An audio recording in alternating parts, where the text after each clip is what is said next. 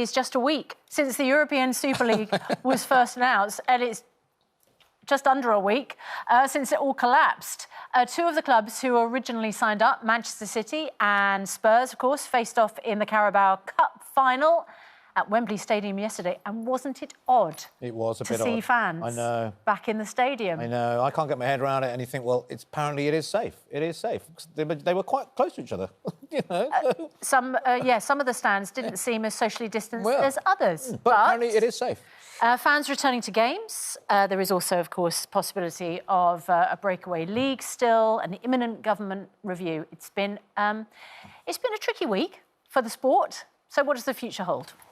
Joining us now from North Wales is ex-England, Liverpool, Real Madrid and Manchester United forward Michael Owen. Some great clubs, played at 3 of the clubs involved in the... Got a couple of the Super League clubs in there, haven't you, now Michael? Defunct in the Super League.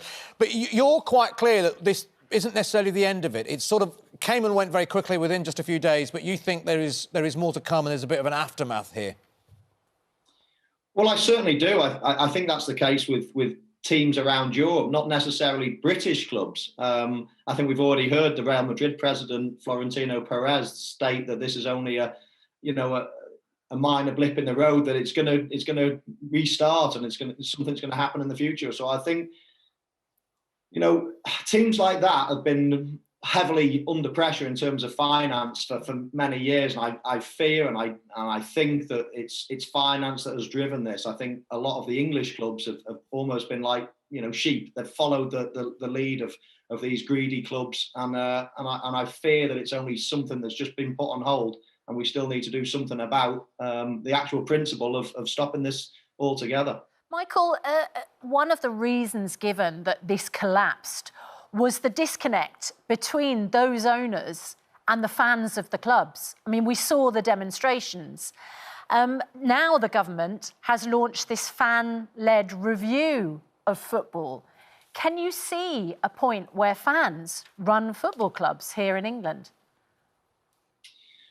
It's hard to say, Susanna, in terms of whether it's going to be fan-led. What has to happen, I do believe it's got to come from the government, is a new way. I mean, this has been bubbling for some time now. The powerful clubs are getting more powerful by the day, and we can't allow the game, which is a game for the people, to be run in this way. I mean, 20 years ago, it was your local millionaire that has done good, that can take over his club and has got a passion for the club.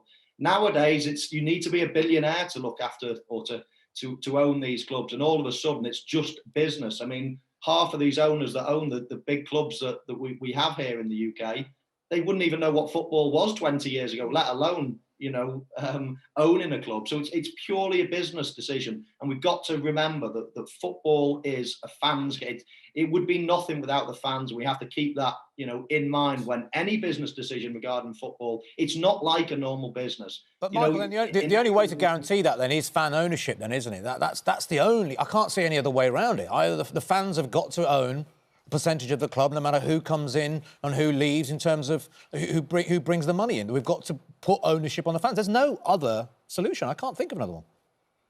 It's hard to think of any other solution, but what we have got now is clubs that are owned by foreign people, let's say, and already they've tried to push something through, and fans have basically voted with their feet, and there's been the most dramatic U-turn within 24 hours. So already we've seen the power of what fans can do. If fans don't want it, then you'd be a brave person to push through with it, and that's what we've seen so far. However, in the future, we've got to find some form of model that is going to prevent some of these greedy clubs continuing with what's sort of still bubbling under the surface.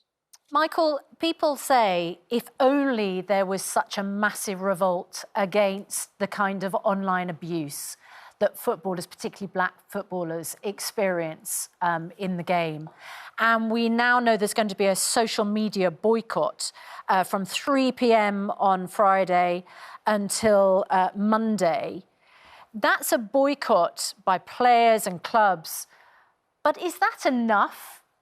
You're going to take part in the boycott, but until actual change happens, shouldn't people perhaps get off social media for good to force these companies to make the changes that are necessary? Well, I think that's the point. I think it's trying to force the powers that be in these social media, you know, whether it be Instagram, Twitter, whatever it might be, is to try to enforce something that protects a lot of people. Online abuse has been going on for years and years. Even in my playing days, I was getting abused left, right, and centre, and it's probably got worse. The more and more people that join these platforms, it's getting worse. So the only way to hurt these people is probably to vote with your feet and to have a blanket ban. And I'm all for that. And it's, as you say, it's going to take place from Friday through to Monday, and hopefully that will get the message through to some of these people that just think it's fine to abuse people online. OK, Michael, thank you very much for joining us. Michael Owen, very important words.